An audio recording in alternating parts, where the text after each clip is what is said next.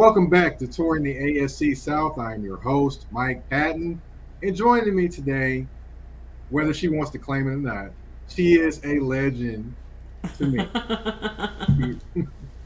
Joining me today from Houston is Kim Y. Davis. How you doing? I'm good. Thank you for having me on your show, Mike. I appreciate it. Yeah, no problem, and it's always a pleasure. It's a pleasure to have you on my show. I just for those that are not aware, can you kind of give them kind of a rundown of your career, perhaps? Okay, I'll try to not take up too much time doing it. So, I've covered sports in Houston and around the country for about 30 years. I always say I started when I was 12 in case people start trying to do the math. I started in print because I thought, back then there really weren't many women in broadcasting. So I thought if I start in print, it'll make me more credible as a journalist. I went to Texas A&M. Let me back up and tell you how I got there. I was a tennis player, and I blew out my ankle in my sophomore year in a really crazy freak accident. We had this Letterman picnic at Lake Somerville every year, and four football players, actually three football players, and the janitor for the athletic dorm, I don't know why he was there, threw me in the lake, and my ankle hit the embankment and shattered. And so I had a plate and four screws in my ankle. Back then, that was it, right? I was done. Tennis was over. So I was no longer able to compete playing tennis, but obviously I was still, I was a really good student. So I was like, I'm going to talk about sports, right? Since I can't play it. And I did an internship at the CBS station in Houston. I came home and did that. I wanted to make sure I really understood what it took to take stories from conception to air. So I worked at the CBS station in Houston. And then when I went back to school, I worked at Channel 3, which is a CBS station in Bryan, College Station. So I graduated, and when I came out of college, that's when I started working in print. I worked for black newspapers. I did radio first, and then I actually did national television before I did local TV. I used to do a show on BET called the Budweiser Sports Report. Charlie Neal was a host. That's where I got a chance to work with guys like James Brown and Mike Wilbon. A lot of the guys from the East Coast. I was the only one that they would bring in from my part of the country, if you will. So I did that for several years. I did talk radio. And then I started doing some work in the Houston market in local TV and sports. At one point, Mike, I worked probably every day for about 19 months, right? Because I was doing Wow. talk radio in the afternoon, and then overnights on the weekend I did news cut-ins because I thought, let me get as much experience as I can. Yeah, I don't know if it ever mattered, but that's what I did. And so physically I couldn't do it anymore. But I've got a chance to cover some great stories. I covered both of the Houston Rocket Championships in '94 and '95. I was there for the slow speed chase with OJ in Madison Square Garden. We were huddled around the television in the press room, and so I've covered tennis around the world. I've covered lots of boxing because boxing. Not just George Foreman, but Lou Duva used to hold his camps here. One of his trainers, Ronnie Shields, used to work his guys out here. So I covered Evander Holyfield and Pernell Whitaker. So a lot of boxing, track and field because of the great work the guys at U of H did, like Santa Monica Track Club, like Carl Lewis. Of course, Xena and tennis. I've always covered tennis in the U.S. Open. And then I've covered the regular stuff, right? The NFL, the NBA, Major League Baseball. So I've gotten a chance to cover a lot of things. I've worked in Illinois for a few years. I was in New Orleans where I think I was a sportswoman, a female sports anchor in that market. And then I've worked in the DC. I've done sidelines for NBC Sports for football and basketball college games. And I was vice president of the Super Bowl. That's how I came back to Houston. I knew after covering about 8 Super Bowls that they had a local staff. And so my dad was ill at the time, and I thought that if I can get the right job, I'll go back to Houston. I was in DC at the time. So I came back to Houston, worked for the Super Bowl for a couple of years, had an opportunity to go back to Illinois to work in Chicago for a TV sports job, and just thought, I don't want to be that cold again every single day. I can fly in and out, but I don't want to be that cold all the time. And also I wanted to still be able to help take care of my father. So I started my first business then, but basically I did a lot of contract TV stuff. And then a couple years later, my father passed away. I went to work at the NBC station in Houston, and that was my last real job. I worked there about 6 years, and I was a part of their news management team, and I hosted a show called Beyond the Headlines that I got a chance to create, be the executive producer of, and I did that until I said, you know what? I don't want to keep moving around the country. I don't really want to be here with this group of people anymore. It had become a very toxic situation just because of management changes.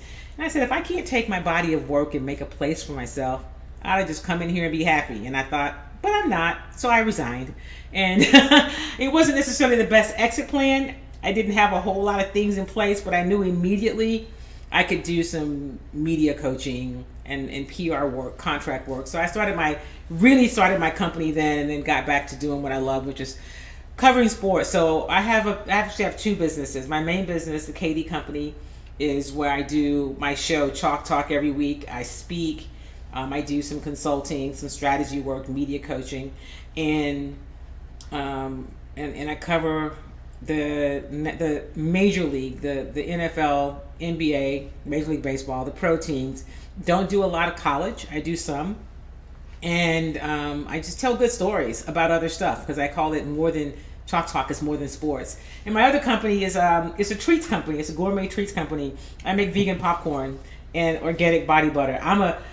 One of the places that I'm really creative is in the kitchen. And so I created this popcorn because I love popcorn, and it's really clean. It's non-GMO. It's made with coconut oil. And I had people ask me where they could buy it, and it wasn't for sale.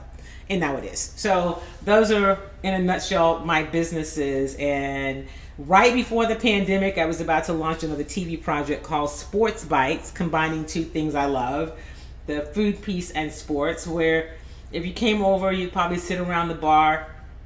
I would cook something and we chat. That's what people do when they come to my house. And that was the premise of the sports show. So I didn't do it then. I'm looking at doing it now, maybe differently. I'm not sure, but hopefully in the next couple of months, we'll be launching some other TV projects and working toward a couple documentaries. So in a nutshell, that's kind of how I got to here over the last 30 years-ish. Oh, I'll definitely say that is a wealth of experience and a wealth of things that you have done. And, and you didn't mention the history that you are either. That is, oh yeah, if I'm stating it correct, the first Black woman journalist in Houston. Yeah, sports. I'm the first Black woman to do sports in Houston. Throughout the years, there haven't been many. Pam Oliver came in here for a while. Was here for a couple of years, and so now I'm it. And it's just me. There we have it. Now, how did you get into sports growing up? I mean, did you play just tennis growing up, or did you play? No, I played everything. In fact, I'm gonna tell you, Mike, I was a really good football player. I used to get like the pads. I had the whole 9 yard, the uniform with the pads. I played with the boys in the neighborhood. My mother made me go to charm school and take etiquette classes, which I thought back then was ridiculous. I realized as an adult she was giving me balance. I always loved to cook, and I always loved clothes, right? But my father was like, listen, if you're going to play football, you got to do this. So I did that until I was about 12, and then my dad sat me down one day and said, listen, sweetheart, I love you. It's never going to happen. You're not going to be a quarterback in the National Football League because now you're getting a little older and you can't keep playing with the boys. So then I started playing. I played fast pitch softball. I was an all-star player. I was a third baseman in left field, mostly third base. I swam. I played a little bit of soccer. And then my best friend, who's Zena Garrison, one day said, you ought to come out and play tennis. And I was like, oh, okay. Went out and played tennis. Started kind of late. Loved it. And then that was the thing I did. I played tennis, played tournaments around the country, and ultimately went and played at Texas A&M until I blew out my ankle. So I always loved sports. I grew up listening to sports talk radio with my father. Started reading really young. Remember like browsing through Sports Illustrated when I was like 5. So sports was always a part of what I did, and it just, when I went to college initially, because the thing to do was to be an engineer, right? So I was like, I'm going to be a petroleum engineer. And after one semester, I called my parents and I said, yeah, I don't want to do this. These people are going to be strange. I really do want to work in journalism, because really the two things I would have done was either go into journalism, broadcast journalism, or go to law school and go into politics, right? And I went the route of broadcast journalism. My parents were very supportive, but this is what they said, Mike. Listen, that's fine if you're willing to work for it and put in what it takes. Just remember, you live within your means, we'll live within ours. That's code for you're going to be broke for a while, and if you okay with it, we okay with it. Oh my goodness. Now, I didn't pick up. I picked up and said Zena Garrison is your best friend. Yeah, Zena's my best Wow. friend. Yeah, I grew up playing on the public courts of McGregor Park here in Houston, and it was a great program. Lori McNeil came out of that program. Most of the black tennis programs around the country used to come here and train with us. Venus and Serena came to Houston to work out with John Wilkerson, our coach.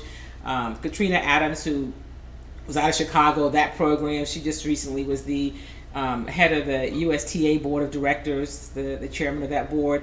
Their program came to Houston. There was a program out of DC led by Willis, and he brought his players to Houston. We were the place. I got a chance to meet Arthur Ashe as a child. He came to Houston.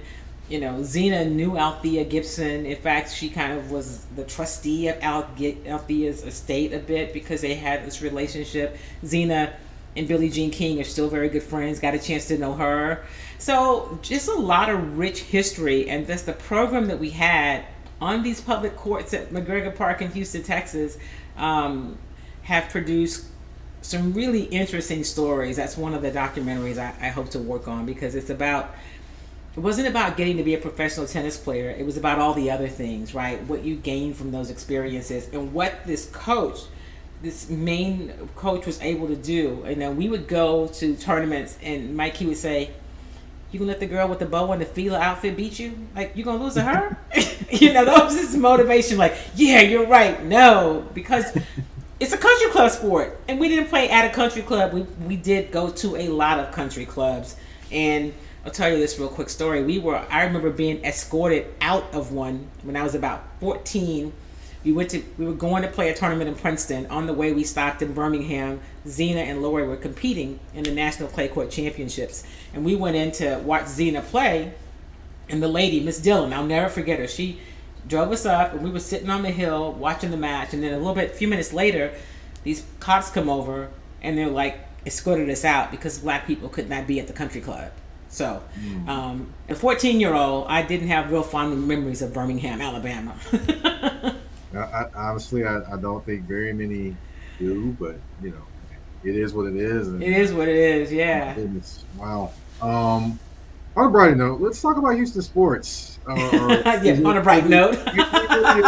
Brighter note, but of course, the aforementioned Deshaun Watson is gone. You have the Houston Rockets that are still trying to find themselves.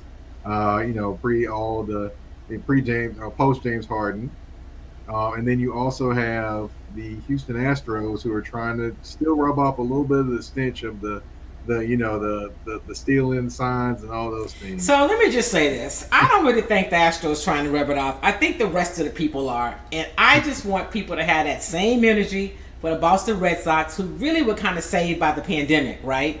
Because they never really published all of the Boston Red Sox stuff. And now the report about the Yankees. So I digress. But, I just thought, really? Are we trying to act like that this is a real big thing? And that's not even me being a Houstonian. That's me covering baseball since I was a kid. Willie Stargell was my cousin, right? So he was older. So I didn't know him till I was a little older. But I was always a Pirates fan because of him. So baseball is in my blood. And I'm like, yeah, let's not pretend baseball was that sport. But, yes. The Astros, you mentioned the Rockets trying to find themselves. I don't know that I think they're trying to find themselves. I think they're rebuilding. And think about it. Steven Silas comes in. He's got two two former MVPs on his team, right? Westbrook and James Harden. Westbrook is like, yeah, I don't really want to be here. James is not a very good professional, and James didn't want to play with Russ. The organization back then always chose James, so they traded Russell to Washington. We got John Wall because you had to match the contracts. Okay. Then James is like, yeah, y'all not very good. I'm out. And so now you're a lottery team. So I think it's Stephen Silas has done yeoman's work with these young players. At the end of this season, of the people that are regularly in the rotation, he's got 4 20-year-olds and 1 21-year-old. That's youth. But they play hard. If you look at it, I don't believe in moral victories. But even though they're going to be in the lottery again this year, no shot at postseason, they are playing every game like we got a shot at the playoffs. And so what it says to me is that you can't teach competition. I wish I had seen this level of competitiveness from James Harden, which when it really mattered, we did not. And I've always said that. I think this team's going to be okay. I think next year, depending on Raphael, what he's able to do in the draft, I think he's done a good job with building the team. I didn't agree with the John Wall decision to not play him. That didn't make sense to me. But other than that, I think the evaluation of players he's brought in, Alper and Şengün from Turkey, is really going to be good. We know about Jalen Green, but I really like Josh Christopher, right? He's going to be sound and solid. And they've got some other pieces, so they'll be okay in a couple years. I think next year we're going to see them take another step. But it's been fun watching those young guys kind of figure it out. Yeah, it's been interesting, and there's another interesting guy you didn't really name, which is Mr. Porter.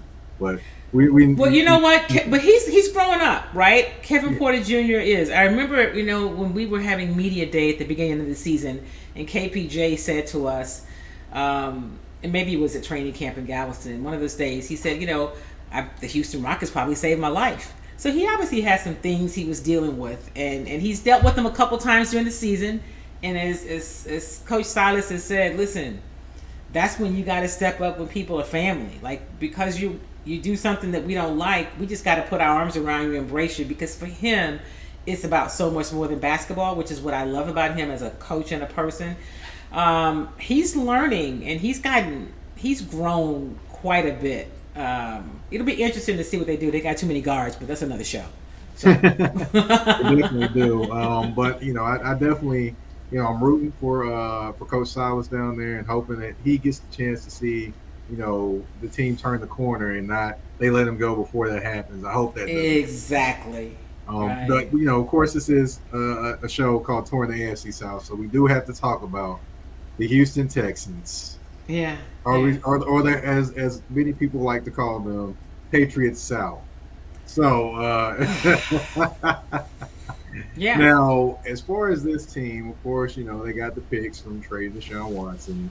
That's over now. You have Davis Mills as your quarterback. You have experienced wide receiver. I'm losing. Brandon Cooks.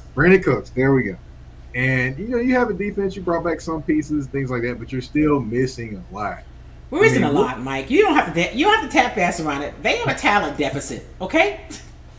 They need a lot. They need another they probably need 2 wide receivers. They need a running back that can start. They probably need a couple guards on the offensive line. They need some guys to play on the edge. They need a safety because they lost Justin Reed. And they got the worst corners in the league. I mean, they need a lot. But other than that, hey.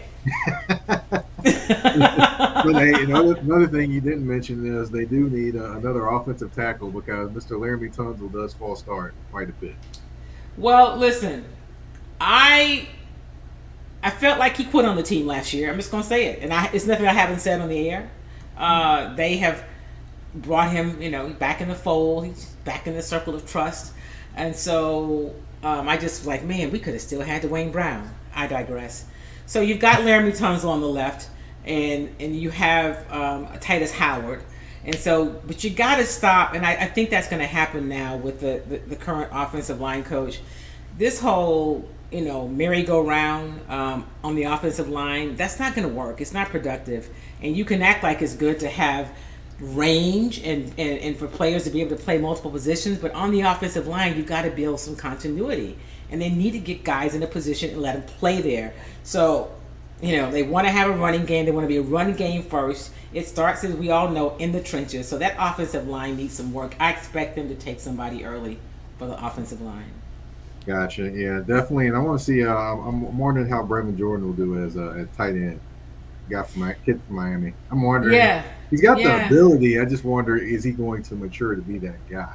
And I think that's what we're all wondering. We'll see. I think the tight end is another spot where they need something, because that's another in the offense that I guess they're going to run. I'm excited about seeing what Pep Hamilton's able to do now that the last offensive coordinator, Tim Kelly, I believe.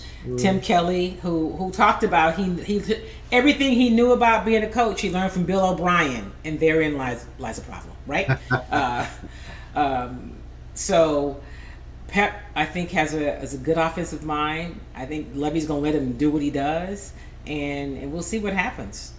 Definitely. Now, I do have a game for you. Okay. We're going to talk a little Houston sports. I did kind of mix it up, I did throw one in there for a little razzle-dazzle. But, okay. We're going to start first. We got Vernon Maxwell or Mario Elie. Wow, two of my favorite people in the world. Okay. Which one would I pick on my team? Yeah, which one are you picking? Like them both a lot. Probably going to go with Vernon Maxwell. Gotcha. Mad Max. That's why I remember him going into the stands at one time. Yeah, Mad Max. Those are both my dudes, and keep in touch with them. I hope they don't watch your show. But yeah, can't go wrong with either one, but I probably would go with Vernon. I hope they watch it, but they understand. Yeah, okay. My bad. We don't want to get rid of your viewers. But, okay, we're going to go Houston Texans. David Clowney or Mario Williams? No question about it, Jadeveon Clowney. For me. Yeah, I think Jadeveon got a bad rap here in Houston. I think that he is got a lot of talent, and here's the deal. When he played, and many people wanted to say, oh, he benefited from J.J. Watt. But what you have to know about J.J. Watt, who taken nothing from him, right? Super, super talented. He got a chance to freelance and kind of do what he wanted. And as you know, that does a lot of things to the defense. And so, when you get to do that, things look different for you. But yeah, definitely Jadeveon Clowney. No love for Mario. Oh boy. He all right, but Jadeveon Clowney. All right, I'm going to go Houston Comets. Cheryl Swoops or Cynthia Cooper Dyke? So I didn't mention, but I also was on their broadcast team for the Houston Comets for 2 seasons. And nice. Man, Cheryl's really more of a friend. I probably got to go with Cynthia Cooper. Coop. I got to probably go with Coop. Yeah. Gotcha. I got Papados or Whataburger? So I don't eat beef, so obviously Papados. Seafood is my thing. Easy one for me. Look at you with your Houston stuff. I like it. Definitely. Steve Francis or Catino Mobley? Stevie franchise. Yep, Steve Francis. Gotcha. Well, that was my last one. But, I do want to give you one last question. What was what was someone that kind of influenced you growing up to kind of, do what you do and be who you are and, who you became? So there's really not anybody in the industry, really, because there was no one not that they have to look like me, but kind of, and that didn't really exist. I mean, Robin Roberts was a little ahead of me, but probably really, that really influenced me were my parents, because my mom was big into education. She's an educator. My parents just had this incredible work ethic, and they were big on reading. Like, we read the newspaper in our house every day, or at least by the time I came up. I'm younger than my siblings. There was a bit of a gap, as I say that my parents took a break after the 3 of them because that didn't work out so well, and then they had me. My older siblings would say that I was like some kind of mistake, which we know is not what happened. But I would say my parents influenced me because I was exposed to a lot. I thought I could I was raised to believe I could do anything if I was willing to put in the hard work. And I believe that reading was essential to anything you wanted to be. And I think those things have influenced and impacted my career. So, Got you. Now, I just want to thank you for your time. Thank you for allowing everyone to go to Houston without actually visiting Houston if they're listening across the country or world. And I just want to, say again, thank you again for all that you've done, all that you've created, just what all that you do. And again, where is everyone? Where can everyone reach you, whether it's be on social media or whatever you're working on? so, and thank you again for having me. I'm happy to bring you guys to Houston anytime, and I'll have to bring you so that you can bring some of this AFC South stuff to my show. I do a live show every Tuesday called Chalk Talk, and it's live. Yeah, it's more than just sports is what I call it, and I do that every week. It's live across all my platforms, and you can find it under my name, Kim Davis, or Kim Y. Davis, because Kim Davis is, imagine this, very common. But you can find me, Kim Y. Davis, on Twitter. I'm about to create a place, a pod page, really, where all my shows will live in one place. And when I do that, I'll let you know. But if you follow me at Kim Y. Davis, you can keep up with everything I'm doing on Twitter. And my website is actually Kim Y. Davis. It's also being updated. So those are the best places to reach me. I'm on Instagram, kim.y.davis, and on Facebook at Kim Davis or Chalk Talk with Kim. So that's where you can find me. Gotcha. Well, thank you for your time. You've been, for those that are listening and watching, you've been checked in to touring the AFC South. We're out.